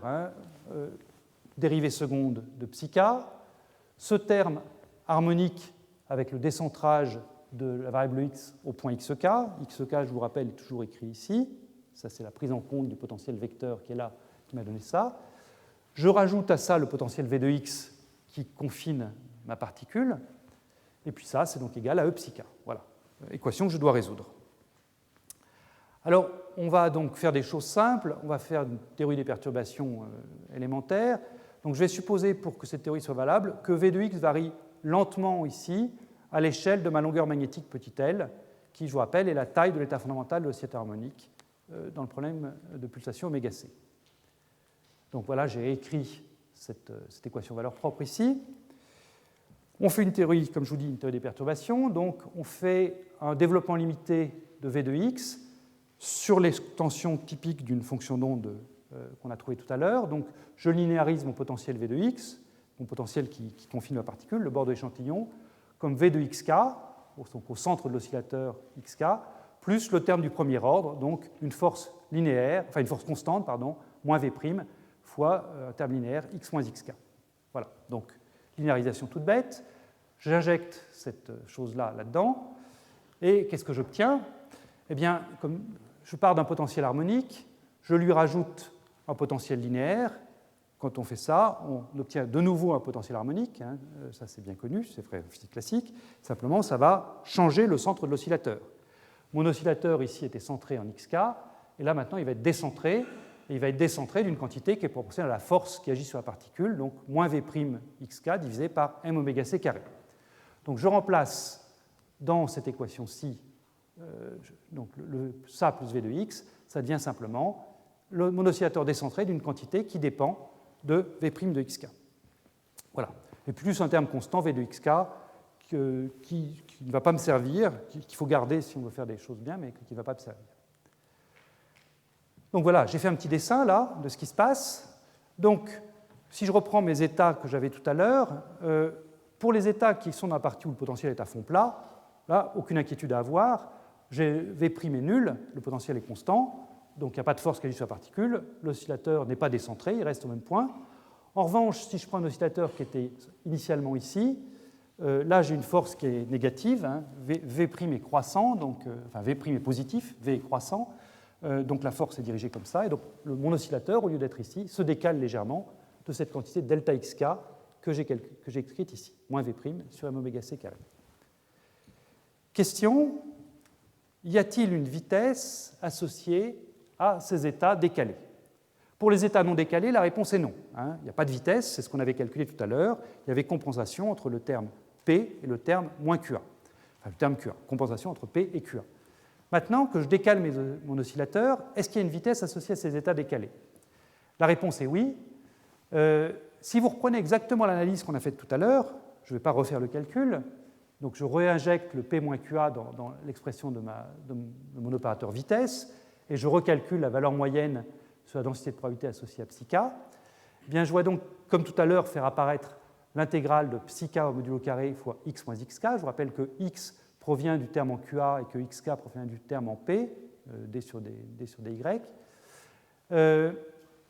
Je calcule la vitesse selon l'axe y, ici, comme tout à l'heure. Et donc, ce qui va se passer, c'est qu'à cause du bord, je vous ai dit que ma fonction de psi de xk se décentrait d'une quantité delta xk, qui était réécrite ici. Donc, du coup, comme psi de xk n'est plus centré en xk, cette intégrale-là ne va pas être nulle, et simplement, puisque psi k est normalisé, la valeur moyenne de cette vitesse que j'ai là, eh bien, si je jette ce décentrage de psi k là-dedans, j'obtiens simplement que j'ai une vitesse qui est delta xk fois le oméga c qui est en facteur, fois le moins oméga c qui est en facteur, et j'obtiens donc effectivement une vitesse non nulle qui est v' de xk divisé par m oméga c qui est non nulle. Donc, le fait de mettre un bord revient à mettre une force qui agit sur la particule, force selon l'axe x, et le fait de mettre une force selon l'axe x sur la particule revient à lui donner une vitesse selon la direction y. Ça, c'est exactement ce qu'on avait vu classiquement tout au début, quand je vous avais calculé le courant de dérive. Je vous avais dit que ça reviendrait plus tard, mais voilà, le moment est arrivé, c'est là que ça revient. Ça revient donc à un niveau plus quantique, puisque là maintenant, je vois ça au niveau des états propres de mon Hamiltonien. Les états propres d'Hamiltonien qui sont sur le bord, eh bien, à cause de ce décentrage dans la direction x, ont une vitesse selon l'axe y qui est non nulle. C'est l'équivalent, si vous voulez, du courant de Hall que j'avais trouvé tout à l'heure. Alors, il y a une représentation graphique qu'on voit dans tous les ouvrages sur l'effet Hall quantique, qui est très, très parlante, qui est de tracer ce courant en termes de ce qu'on appelle des skipping orbits, des orbites sautantes. Donc, j'ai de nouveau mon échantillon rectangulaire ici. Donc, déjà une trajectoire qui est dans le cœur du matériau, le bulk en anglais, eh bien, elle est comme ça. Donc, si vous prenez une particule de charge Q positive et un champ magnétique positif, donc oméga c est positif, à ce moment-là, vous trouvez que si B pointe vers vous, vous trouvez que le mouvement est un mouvement dans le sens des aiguilles d'une montre pour le mouvement cyclotron. Et si maintenant je regarde ce qui se passe sur les bords de l'échantillon, donc je commence à faire ce mouvement dans le sens des aiguilles d'une montre comme ça, puis là je tape sur le bord de l'échantillon, donc je rebondis, je fais ça, et donc ici j'ai un courant qui monte, courant de dérive qui monte. Ça revient à dire que j'avais une force négative comme cela. Et puis ici, j'ai au contraire un courant qui descend, toujours je tourne dans le sens des aiguilles d'une montre ici, je rebondis, etc. Et vous remarquerez que si maintenant je fais la même chose sur le bord là, eh bien, alors que dans le centre, je tourne dans le sens des aiguilles d'une montre comme ça, ici, sur le bord, je vais tourner comme ça, c'est-à-dire dans le sens contraire des aiguilles d'une montre. C'est-à-dire que le courant de bord que je suis en train de trouver ici tourne dans le sens contraire des orbites cyclotrons qui sont dans le cœur du matériau. Bien. Alors, je vais vous montrer maintenant ces états de bord sur une petite simulation qu'a faite Gilles Montambeau, qui je trouve très illustrante, et qui, en plus, a le mérite de répondre à la question que je posais tout à l'heure, d'où arrivent les nouveaux états qui apparaissent quand j'augmente le champ magnétique B. Donc je vous rappelle ce qu'on avait dit ensemble tout à l'heure, enfin jusqu'à maintenant. J'ai une structure en niveau de Landau dans le cœur. Vous oubliez les bords en rouge là pour l'instant. Donc dans le cœur, j'ai cette structure en niveau de Landau régulièrement espacée.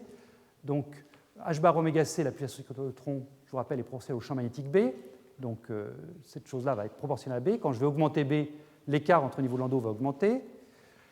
On a représenté ici par un point bleu les différents états correspondant à des K, des nombres d'ondes différents. Je vous rappelle que K est quantifié si je prends des conditions limites périodiques selon l'axe Y. Donc l'écart en position entre deux états K, on l'avait trouvé tout à l'heure ensemble, c'était ce 2pi L carré sur Ly. L carré est en 1 sur B. Donc l'écart entre deux centres différents est inversement proportionnel au champ magnétique, ici. Et on va faire maintenant varier le champ magnétique. Alors, regardez bien, parce que ça va vite. Je pourrais le jouer plusieurs fois, mais quand même, il faut être attention. Oui, ce que j'ai oublié de dire, donc, c'est ce que Gilles a représenté aussi là-dessus, c'est donc les états de bord dont l'énergie monte quand le potentiel qui confine les particules aux barrières rouges ici monte aussi. Voilà. Donc là, vous avez une présentation des états de bord telle que je l'ai dérivée tout à l'heure. Alors, allons-y. Regardez ce qui se passe quand B varie. Voilà, je le rejoue. Ça ne dure pas longtemps, je suis désolé. Toc. Voilà. Donc, qu'est-ce que vous voyez là-dessus? Eh bien, vous voyez d'une part que l'écart entre niveaux de Landau augmente. C'est normal, c'est h bar omega c proportionnel à B. Là, J a augmenté la valeur de B, donc l'écart entre deux niveaux de Landau augmente, et les autres ont même disparu vers le haut parce qu'il n'y avait plus de place sur l'écran.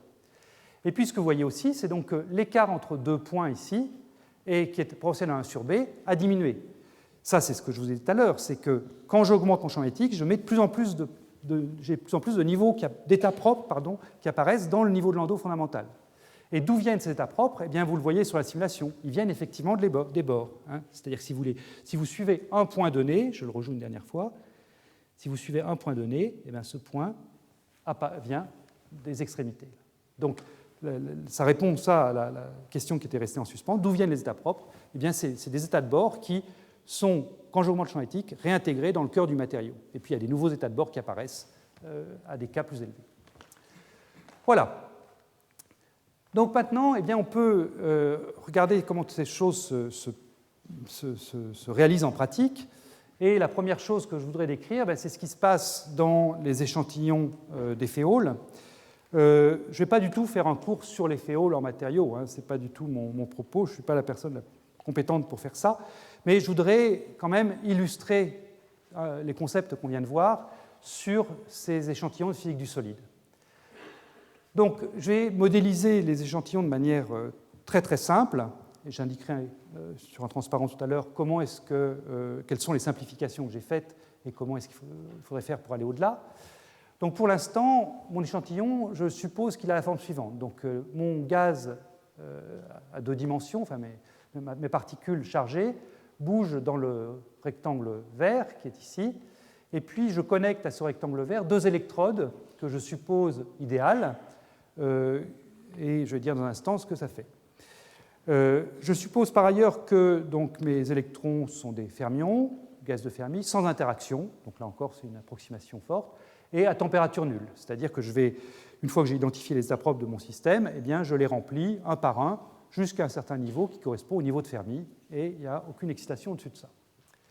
Alors je vous ai dit que j'avais des électrodes idéales ici, qui sont a priori à des potentiels chimiques différents, mu1 et mu2.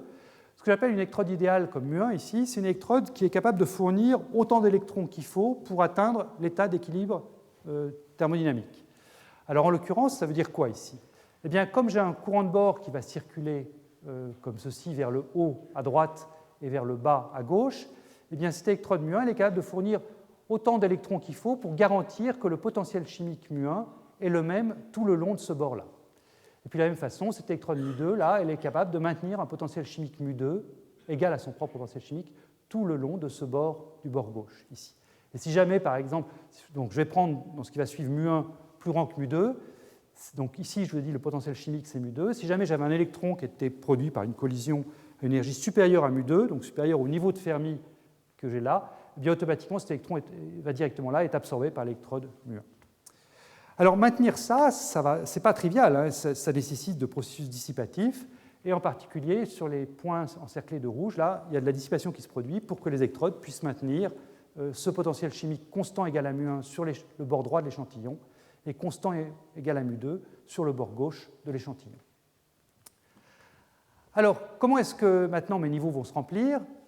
Eh bien, si mu1 égale mu2, je vais remplir tous les états de bord de manière égale à gauche et à droite. Donc, je suppose que j'ai un potentiel chimique mu gauche, mu droite qui est supérieur au potentiel chimique, qui est supérieur à l'énergie du niveau de Landau fondamental, mais qui est inférieur au premier niveau de Landau excité. Donc, je peux me contenter de niveau de Landau fondamental qui est là.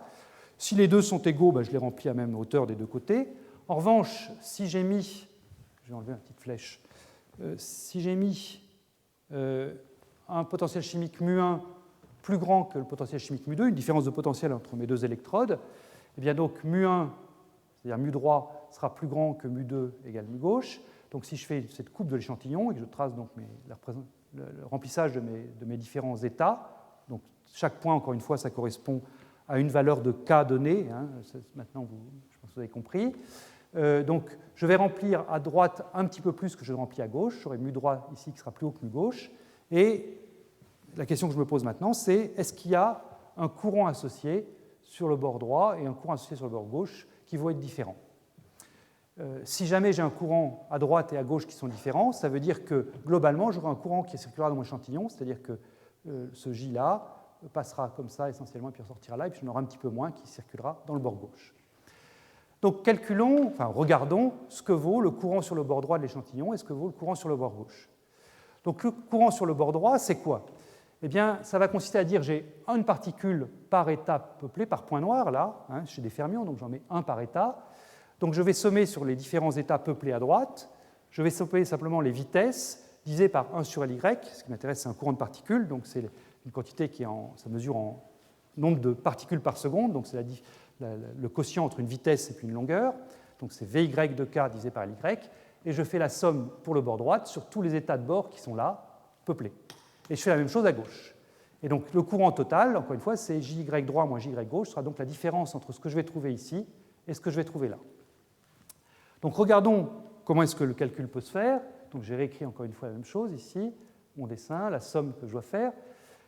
Que vaut Vy ici? Donc c'est la vitesse de l'état de bord. Je vous rappelle ce qu'on avait trouvé pour cette vitesse de l'état de bord. C'est simplement la vitesse selon Y, c'est la force selon X.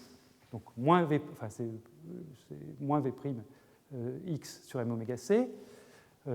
Voilà. Et donc maintenant, si je veux calculer cette somme ici, sur les états peuplés, j'ai cette somme sur les V' que je dois prendre.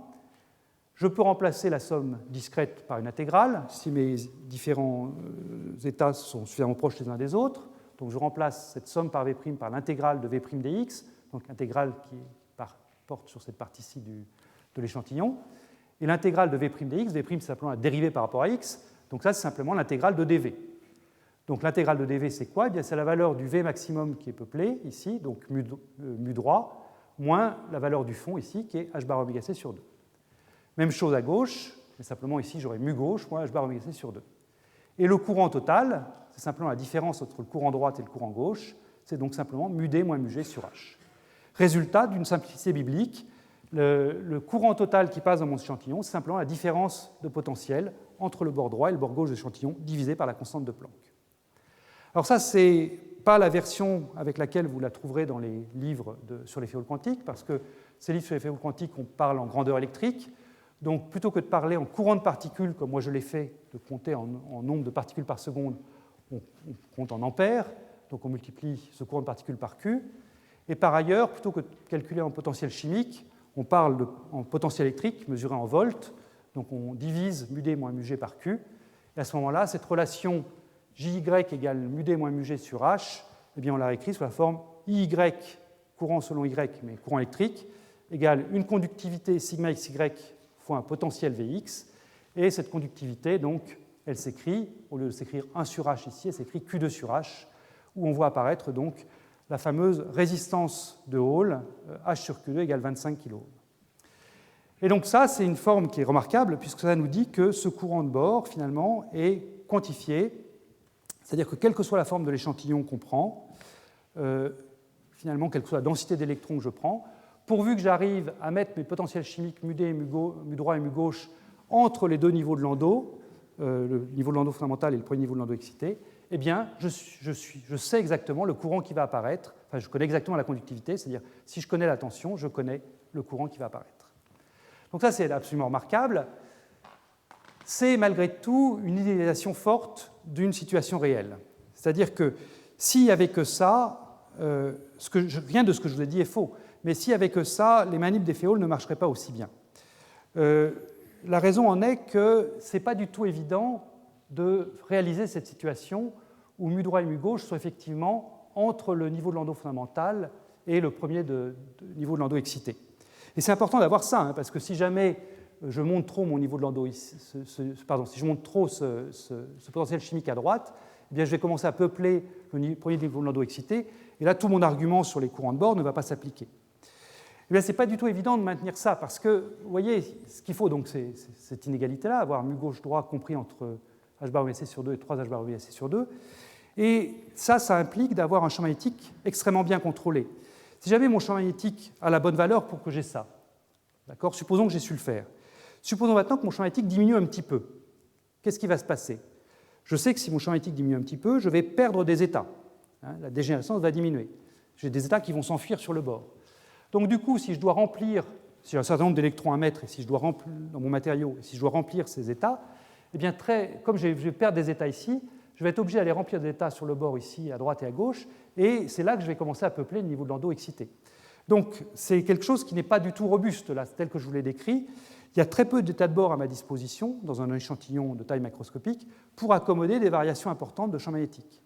Pour le dire en langage des féoles, s'il n'y avait que ce que je vous ai décrit là, les plateaux qu'on obtiendrait seraient extrêmement étroits. On aurait des plateaux, c'est-à-dire qu'on trouverait effectivement cette relation de probabilité très simple entre courant et différence de potentiel, mais on les observerait sur des variations de champ magnétique extrêmement faibles, parce qu'il faudrait ajuster très précisément le potentiel entre ces deux bornes-là. Ce qui joue un rôle essentiel dans le vrai féole quantique dans des matériaux, mais qui n'est pas forcément essentiel dans l'expérience d'atomes froids, c'est la présence de désordre. Il y a plein de désordres dans le cœur ici. Ce désordre produit une densité d'état localisée qui est beaucoup plus importante que ce qu'on attendrait pour simplement les états de bord qui sont là. Et c'est ça qui permet d'accommoder des variations importantes de champ magnétique. Ça fournit un réservoir d'état, si vous voulez, qui fait que les plateaux qu'on observe, la contrainte sur le champ magnétique qu'il faut mettre pour satisfaire cette relation de quantification, cette contrainte n'est pas trop forte, les plateaux sont larges, et donc on peut faire des mesures qui sont très précises. Voilà. Donc le désordre est essentiel dans le vrai féole quantique. Il n'est pas forcément essentiel dans les manips d'atomes froids parce que les rapports entre nombre d'états de bord et état de bulk, l'état du cœur, n'est pas le même. Il est beaucoup moins élevé dans les manips d'atomes froids. Mais donc, je voulais quand même le signaler pour ne pas omettre un point important. Je termine dans les quelques minutes qui restent par deux applications pour voir ces états de bord. Enfin, une qui a été effectivement réalisée, enfin, deux qui ont été réalisées, et puis une qui est prospective. Alors, une qui a été réalisée et que je trouve absolument magnifique, c'est cette manip qui a été faite au Technion en 2003, qui a un interféromètre de Mach-Zehnder pour électrons.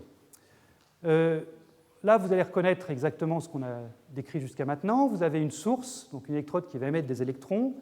Vous avez un détecteur D1, en fait, vous avez un deuxième détecteur D2 qui est là. Et l'idée, c'est de faire l'équivalent d'un interféromètre de Mach-Zehnder, c'est-à-dire d'offrir deux chemins possibles aux électrons, deux chemins bien définis possibles, pour aller de la source vers le détecteur D1 ou vers le détecteur D2. Alors, supposons déjà que ce que j'ai appelé QPC ici et que je vais décrire dans un instant, supposons que QPC soit fermé là et là. Donc à ce moment-là, ce que je sais, c'est que les électrons, pour aller de la source à D1, vont suivre un état de bord, et là, ils n'ont pas le choix, ils ont un seul chemin possible qui est là. Bon, ça marche bien, mais rien de spécial. Maintenant, ces QPC ici, c'est des contacts ponctuels quantiques, quantum point contact en anglais. C'est des petits dispositifs où je peux, en ajustant une tension, faire en sorte que les électrons aient une probabilité non nulle de passer. Et c'est une transmission cohérente. C'est comme un séparateur de faisceaux en optique. C'est une transmission cohérente. J'ai une probabilité 1,5 de passer. Enfin, je peux me débrouiller pour avoir une probabilité 1,5 de passer, 1,5 d'être réfléchi de manière cohérente.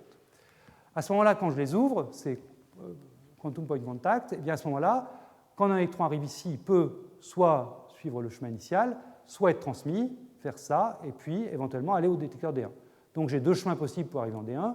J'ai également deux chemins possibles pour arriver en D2, celui-ci ou celui-là. Alors, dans la manip, ils ont regardé le courant qui arrivait en D1, et pour voir un signal d'interférence, bien sûr, il faut faire défiler une phase. Il faut avoir quelque chose qui déphase un bras de l'interféromètre par rapport à l'autre bras. Et en l'occurrence, eh bien là, la phase, elle est toute trouvée. C'est la phase qu'on a vue la dernière fois, c'est la phase d'Aharonov-Bohm, puisque j'ai un champ magnétique qui perce cet échantillon, qui est là pour me créer mes états de bord des féoles.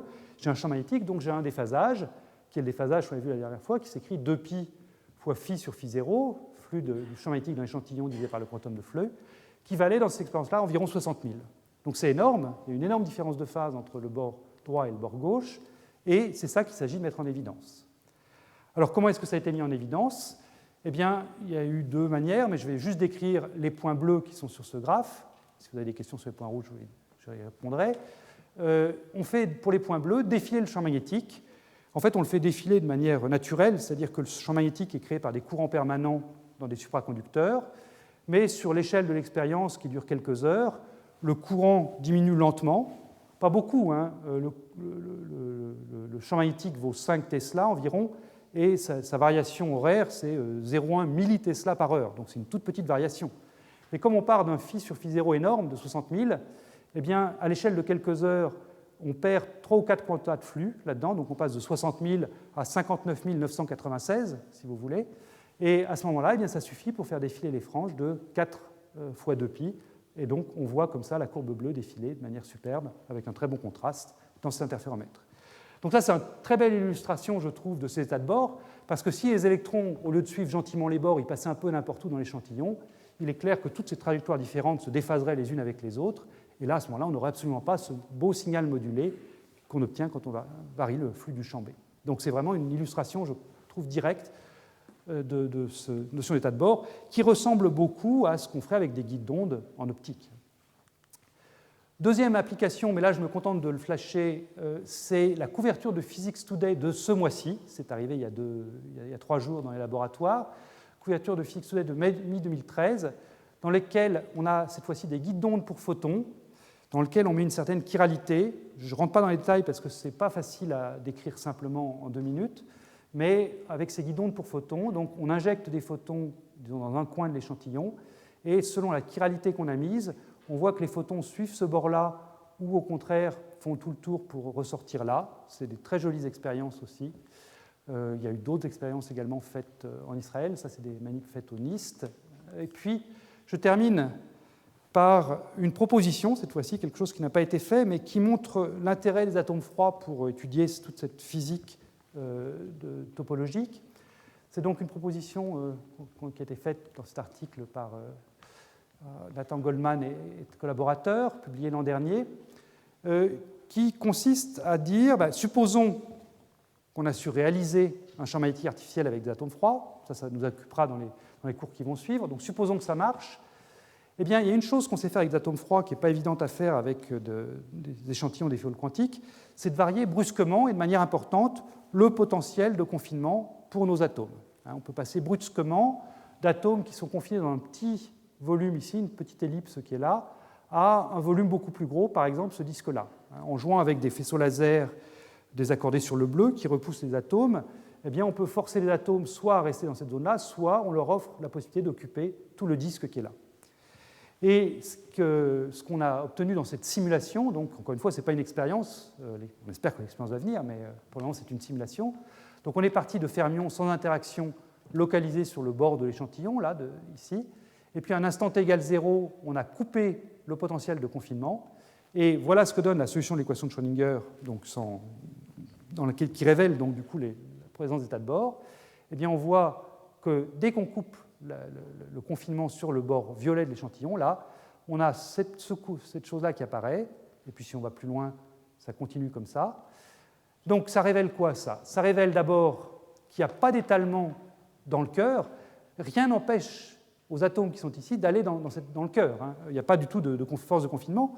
Simplement, pour ces états de cœur-là, comme ils ont tous la même énergie, eh bien, je retrouve ce que je vous disais tout à l'heure, c'est-à-dire que si tout est dans la même énergie, il n'y a pas de dynamique, rien n'évolue.